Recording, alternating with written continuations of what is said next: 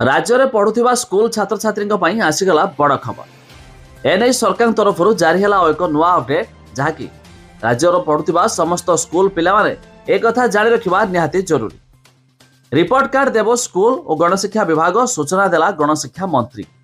आसतु संपूर्ण खबर जानिबा ता पूर्व वीडियो को लाइक करंतु, सब्सक्राइब करनथिले एबे सब्सक्राइब करी पाखर थिबा घंटी चिन्ह को दबाइ दियंतु। देखंतु रिपोर्ट कार्ड देव स्कूल और गणशिक्षा विभाग। एने गणशिक्षा मंत्री नित्यानंद गंट सूचना देइछंती। सरकार को एक वर्ष पूर्ति विभाग देव कार्ड। शिक्षा रे संस्कार पई विभाग अनेक योजना आनिछि। राज्य सरकार को वर्ष पूर्ति रे जोग देई पारंती प्रधानमंत्री नरेंद्र मोदी। एथिरे प्रधानमंत्री केंद्र गृहमंत्री अमित शाह मध्य कार्यक्रम में सामिल हो पारती बोली सूचना रही। मुख्यमंत्री पीएमओ सह जोगाजोग रे अछंती बोली कहिले राजस्व मंत्री सुरेश पुजारी। से कहते जे वर्ष पूर्ति को उत्सव नुहे उत्तरदायित्व कार्यक्रम भाव पालिबु। तेज राज्य में जून 12 रु 19 तारिख जाए चलो विभिन्न कार्यक्रम।